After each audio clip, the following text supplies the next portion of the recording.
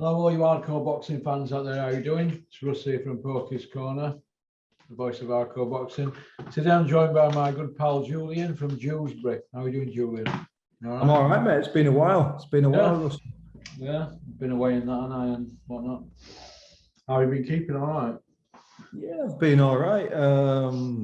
Just looking at the sun outside, mate, and I'm working today, and I'm just taking an hour off to do this. Busy, but looking forward to a nice weekend, hopefully. It's been one of those weeks. I think we both had a busy week, haven't we? Yeah. Friday afternoon now. A lot's gone on in boxing. There's a lot of topics. I'm gonna jump straight in with the border control. We've had some questions sent in about them, haven't we? Have you got the questions? Do you want to go through them? Yeah, I think it was Chris from Rotherham sent some questions in. I think one of them was in terms of, I'll just ask the question out as Chris has asked it. It's quite nice to have people send questions in, actually. It's something different. Why does the British Boxing Board of Control keep getting away with corruption? In other words, bad judging, failed drug testing, wild expense claims, to name but a few. Should the government step in and force them to be regulated? Most organisations have some sort of regulations, a bit like schools who get regulated with Ofsted. So, Chris, that's a really potent question, my friend. Russell. What do I think of that? The corruption part of it. I don't know if it's corruption or incompetence or if him just not wanting to rock the boat. I think it's a bit of all three, isn't it, really?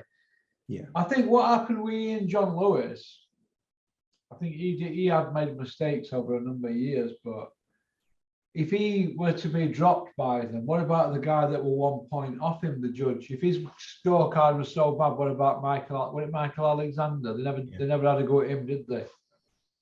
I thought all three judges were wrong. Yeah. Yeah, so I don't know what to make of them all, but I think they've got a gun right. It's become untenable, isn't it? Roger Hines was suing them, Edwin Gutnick, and now that Ayala, who's just had a brain tumour on a Dennis Hobson show. Oh, the girl, yeah. The Dennis Bilgarth signed her off on it, but it turns out she'd had a brain tumour in 2018 as well, and the board knew about it. So somebody's going to get in trouble for that now. That's all online. That's on big websites, Boxing Scene and Boxing 24 job lot. So I think they've come to their end now. It's an old, tired out 93-year-old company run by old men, and I think they've not moved with times. We're still doing 34 years later, we're still doing, sorry, it's not 30, it's 34 years since the last significant change. 15 down to 12, was it? Rounds? Yeah. What change have we had since then? I mean, they even were causing problems with people wanting their own made-to-fit gum shield. Do you remember all that when people were getting them rubberized ones, which were like 1,200 quid? Board was saying, no, you've got to use old plastic ones that dig into your gums. And if you get caught with rate punch, they're doing Errol Graham on you, don't they? When they pulled the gum shield out in Spain, he had 6 teeth embedded in gum shield in it from Julian Jackson. So the board have not moved with the times. And that's my argument with them. Plus, getting on for £1 million put through as expenses last year, they never paid a penny in tax. So if all of them are not on a salary, it's just like an expenses paid job. What do they do for money? If it's just expenses, are they on dole? Are they on pensions? Have they got other jobs? Because they haven't got other jobs, have they? No. I've been in the company many times. I've seen what they are. All they do, they sit around dinner tables waiting for free gratis. That's what these lot do. And they've got to be gone. Because if these lot don't go, boxing will go. It'll be gone in 5 years. It's going down now, you can see. Dennis, go on. I totally agree. I'm a bit like you. I don't like to use the word corruption. I think incompetence, they're either incompetent or they're under-resourced, overstretched, or, to your point, they're in need of a big change. Because if you look at any, first of all, like we've said, they're not regulated. So they're a self-commissioned, self-appointed, self-regulated board. Now that is effectively a dictatorship, and that's not good in any walk of life, is it? So they can do what they like. That's one thing. I won't use the word corruption. I think it's a strong word, but it needs just completely washing out, and it needs rebranding, re-energizing, and we need some new people in there. And that's all I can see, because the amateur game was like that for a long time. I think it's been cleaned up somewhat in the last few years, but I remember when I went back into the amateurs, and I had to get my level 1 again because I was working with a few kids, and I was first an amateur coach in 96 to 2000. And then when I went back into the amateurs in 2016, it was the same people, the same people, the same names, creaming expenses and lording it over people and expected to be called Mr. and Sir and all that kind of thing. And it was just these overweight, elderly, white blokes. It was just the same group of people that it always was. And the British Boxing Board of Control is the same thing, isn't it? It's when you see old executives in corporations, and they're all male, they're all old, and they're all white. And I'm just making an observation. This is just a fact when you look at all these big groups and big corporates and conglomerates and stuff. They just need getting rid of, as far as I'm concerned, and we need someone like Simon Jordan or somebody else who's got passion to basically to step in. I mean, the business I work for, really quickly, Russell, the business I work for, I've been there for 30 years. I haven't done the same job for 30 years. They continually move you around and challenge you and keep you on your toes all the time. So you're a high performer. That's how it works. Whereas if you've been incumbent in a position for 20, 25 years, realistically, after 4 you become comfortable. You become too comfortable. What new ideas do you have? I mean, a lot of businesses at the moment, they have unwritten policies, whereas once you get to a vice president or a get on the board or on the C-suite, you get to a certain point. They think you get to about 50, 51, 52 years old, you've run out of steam, you've run out of ideas, and you've run out of effectively everything. And I think that's what's happened with the board of control. We need some young blood in there. We need some big change. Got to evolve. Yeah, 100%. Everything's got to evolve, and we all run out of steam. We all get a little bit tired, and we run out of ideas. And I think that's what's important now. Look at Kevin here. We Coca-Cola, they've got robots now at Barnsley. Yeah. Robotic, whatever. And I said, "Oh, you've got robots and that." Like, yeah, they don't answer back like you. It's true though. We have automated picking. It's called automated voice picking. We have exactly the same thing at our distribution centres. So yeah, Chris, really, really good question.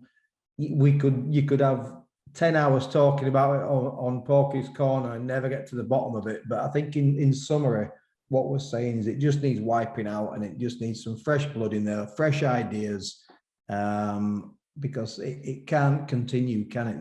This non-governing, effectively, is what we've got.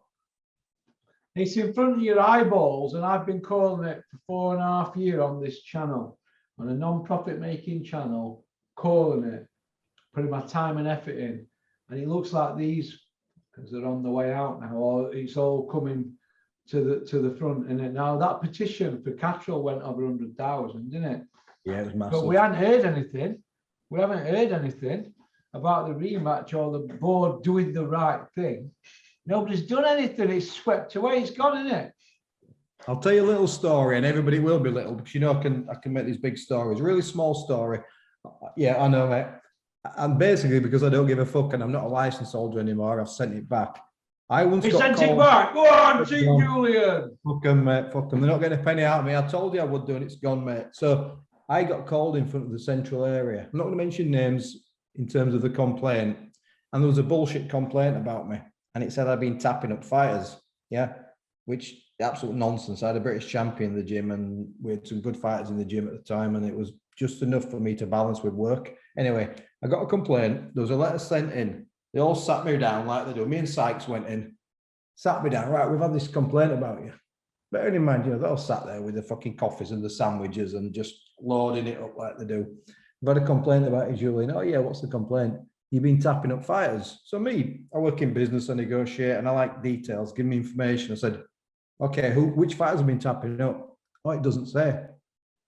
Okay, how have I been tapping him up? Have I rung him? Have I gone to gyms? Have you sent them messages? Have you got screenshots? No, we ain't got anything like that. And I kept asking him all these questions. Well, we got a letter from someone saying you've been tapping up their fighters. And I went through this letter and I says, which fighters have I been tapping up? How? And they actually turned around to me and says, yeah, it's a bit of a nonsense, really, Julian. They says, sorry to bring you in, you and Gary, but yeah, look, we have to be seen to see these things through. I says, no, you don't. I says, you have to be seen to do your due diligence and investigate first. Don't call me here on a Sunday and get me away from my family, and Gary as well, with a bullshit charge just because someone's a little bit bitter and a little bit disheveled because I've got my own gym now and I'm doing absolutely fine. You need to give me details. So basically, yeah, it is a shortish story. It's an absolute waste of fucking time, those Sunday afternoon board meetings. They should be talking about things with a basis, things with a foundation. They should be talking about these kids from white collar who they're licensing, who can't even hook off a jab. They can't even block or parry a jab or a right hand. They need to be looking at the competency of boxers, the safety of boxers, and just stop wasting time with this nonsense and politics. It was fucking wasted. They're a waste of time. You know what you've just said there, right? When I first started with Dennis, I was like, then after a couple of months, I said to him, there seems to be a lot of problems with board every other week here. Obviously, the board don't like, won't keep on Dennis, Robert Smith, and I think it's vice versa, but they never seem to lay off him. They're on him all the time of a note, really. And I said, this is how it's like here. And he's like, yeah, it's pretty strict. Oh, yeah. And they like all that tickle tackle and people telling tales because they've got moles at every show, haven't they? We're around blabbing. But I said, God, well, how long have they been in power? Anyway, I checked it, looked it all up and all this. They've been going at it now 93 years. So they're coming up to their centenary, innit? So the 93 year, free gratis from a self-elected, self-appointed group of old businessmen. That's all they were. Yeah. They wanted to cream a bit of money off at promoters. And now look, they built themselves into a business and it's fucking wrong. I don't agree with it. All of them are shit houses, all of them. Yeah, what, tax-free? Yeah, they're tax-free, but they're a taxation on sport. They've found a sport that was effectively unregulated and uncommissioned. They've empowered themselves in that position, says we're going to now regulate boxing based on nothing. And some money's probably changed hands 90 odd years ago. And here they are, the Boxing Board of Control. And it's not bitterness from my point of view, because there are some license holders out there, really good guys. I know some good guys in boxing, some amazing guys in boxing. But generally, the guys who regulate it and that's hierarchical structure, no, shit houses, absolutely. Moving on from board then, we'll put them to one side. We'll come back to them another side because no changing, is it? These judging and reffing and same old people doing same old things. It's swept away. They've become masters at it, haven't they? Yeah. Right. I put a video out over there. I'm not sure if I put it on members area or on YouTube. I think I said that we need to get our heads into gear regarding light heavyweight division because we've got the cream of the crop, haven't we? None of them are fighting. This Cold War, it's affecting boxing, isn't it? Ian and Warren not working together. Somebody should grab their heads together and bang them together like that, shouldn't they? And say, work together. Because between the pair, these two families, they're killing it. They are killing it. I don't know if it's Bricktop or Eddie Hills. I think it's more Eddie not wanting to work with Frank because he's wanting to be dominant one. But did Frank want to work with his dad back in the day? It's been tit for tat for years, hasn't it? I think between the pair of them, they're killing it. And I don't think Joshua Fury's going to get mad. Yard Boatsi ain't going to get made, is it? Callum Smith, Callum Johnson's not going to get made. All them great fights there. There's some great fights, isn't there? Throw Jose Burton into it, mix Dan Aziz. He looks good, doesn't he, Dan Aziz?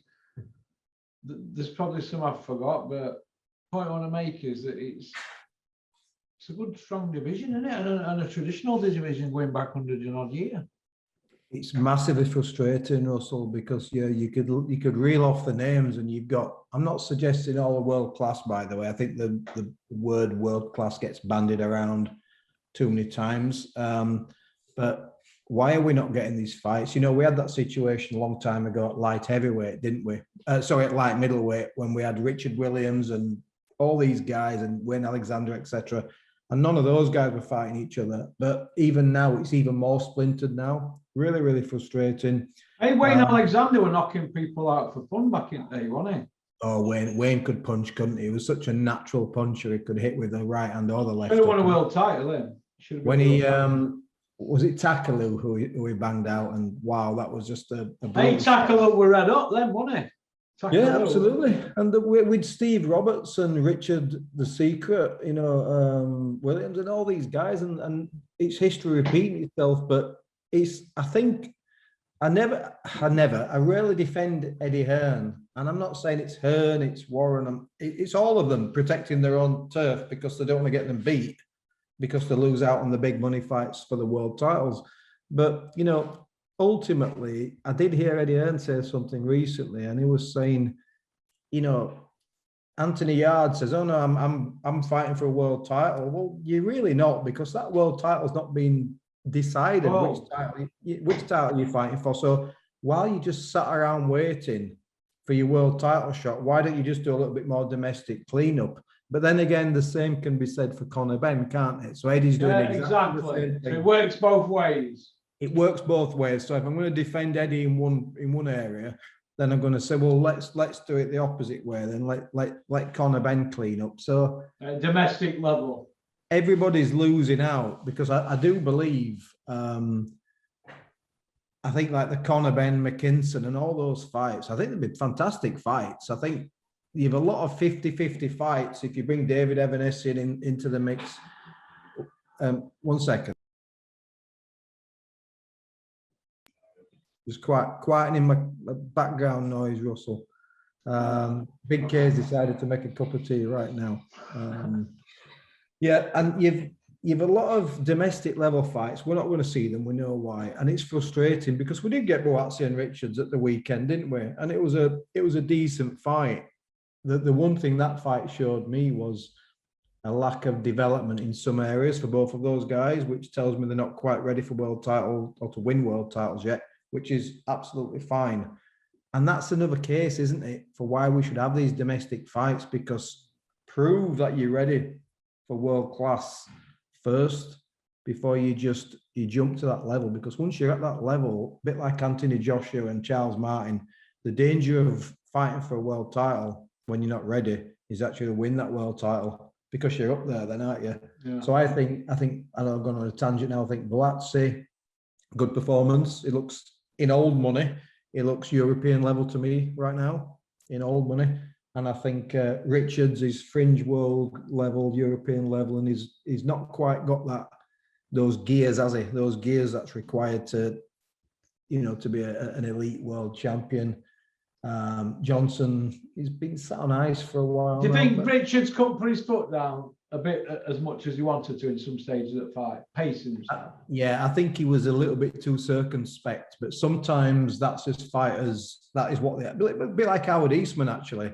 Craig Richards reminds me of Howard Eastman, because Howard Eastman was almost world level, but not quite. He was robbed though in one of them fights against Jockey, wasn't he? Yeah, it's a fair point, he did. And I always think of fighters like that.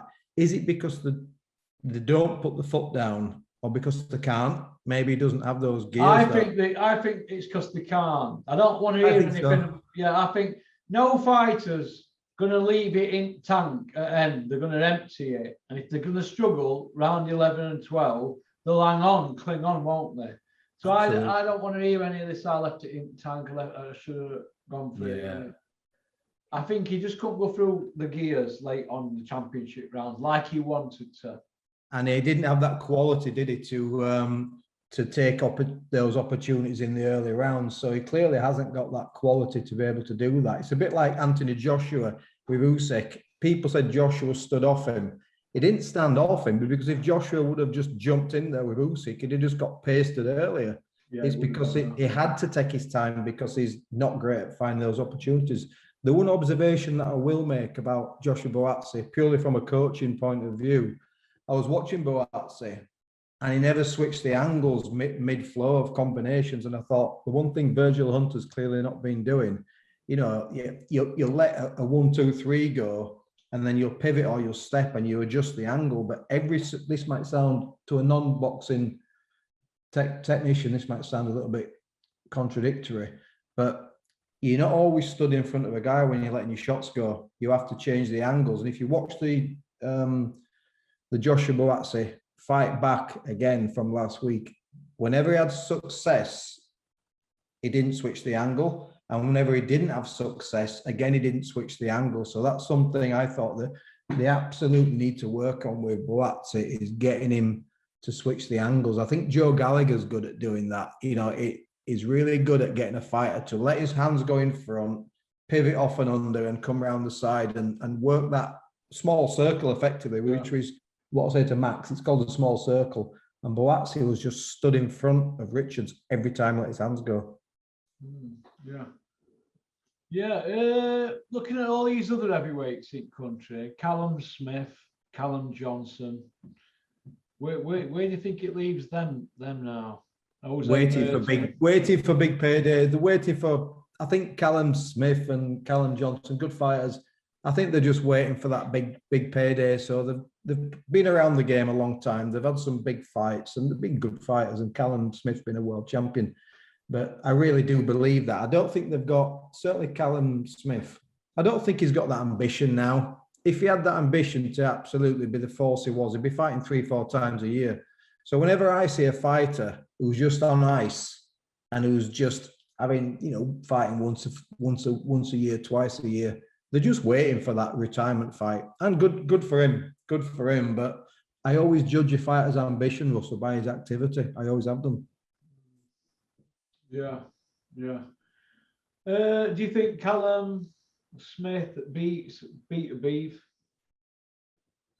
No, I think beat Beef. I think he'd find those gaps, wouldn't he? And he is explosive, isn't he? He's got a hell of a lot of power. And Smith's a puncher as well. He's rangy, but I could see a similar type Canelo beat down, if I'm being honest. Although to be fair to Callum Smith, I don't think they had great preparations for the Canelo fight. He'd have never beaten Canelo, but he didn't have great preparations. And then they finally decided it was him, and he had about 30 days to get ready on Joe. So you're always up against it there, to be fair. All right, just give me one word answers to these questions. Callum Smith versus Callum Johnson. Who wins? Smith. Callum Smith beats Callum Johnson, yeah? Bivol versus Callum Smith. Bivol. All right. Callum Smith versus Canelo in a rematch. Canelo. Canelo again, yeah? Canelo Bivol rematch. Bivol. He's got his number now. We can see it. Yeah. Bowe against Canelo. Oh, Canelo. Bowe Bivol. Bivol. You don't rate Bowe then, do you? I think he's European level in old money. I keep saying that. I think he's decent. But we've talked about this. 2016, 6 years on, you're going to be the next, this, that, the other.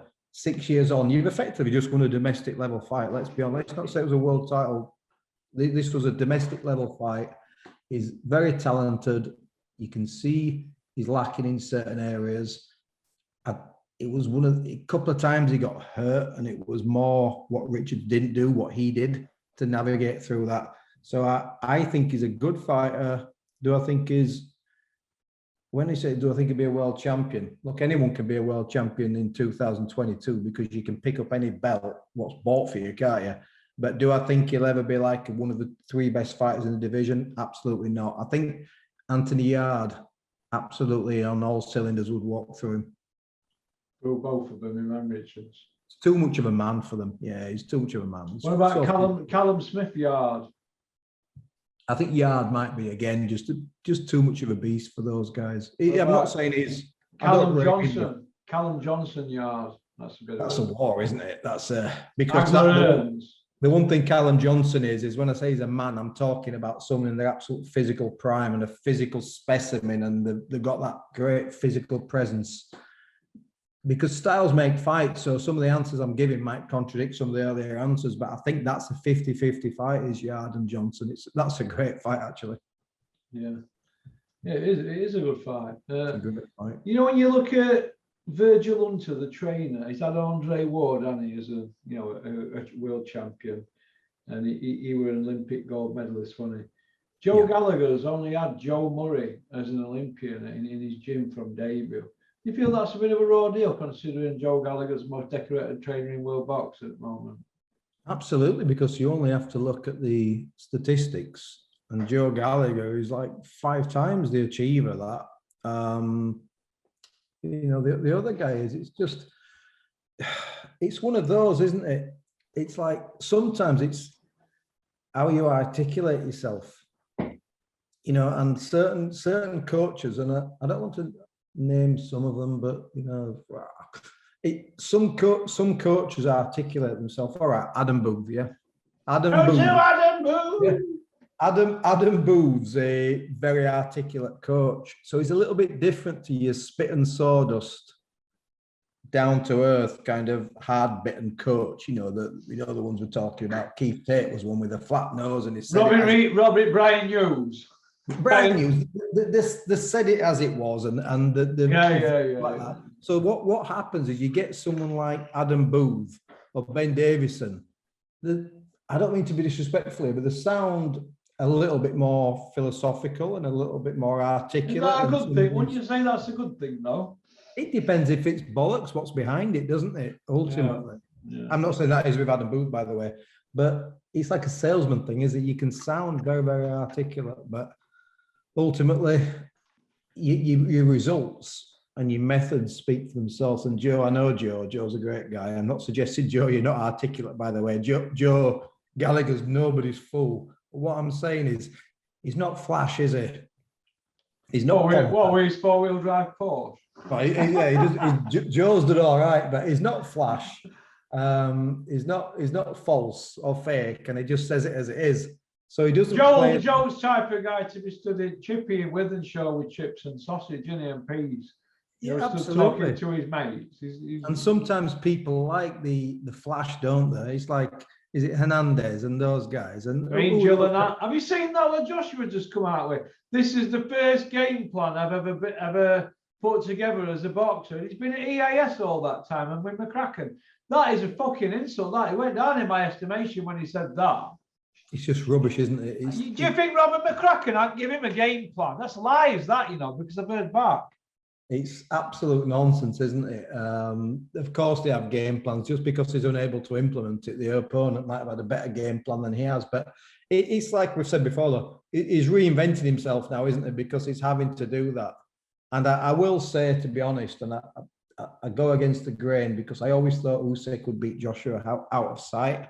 I said that from the beginning, didn't I? Yeah, you did. But I'm going to say something now you will definitely disagree with.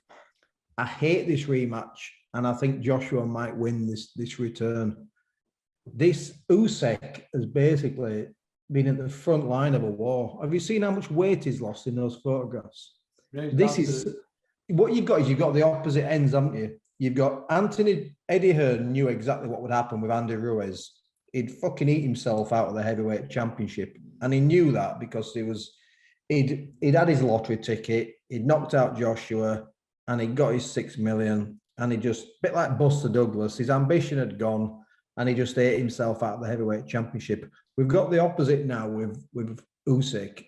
This guy's got a lot of troubles, and listen, people say he's not on the front line, he's not this, and he's a millionaire. No, his country's just been decimated. His country and his homeland's been decimated.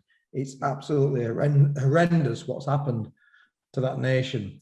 This guy is not focused on the. Is he 190 pounds or something? Somebody said he's 190. He looked really thin I saw him and I thought he looked really thin.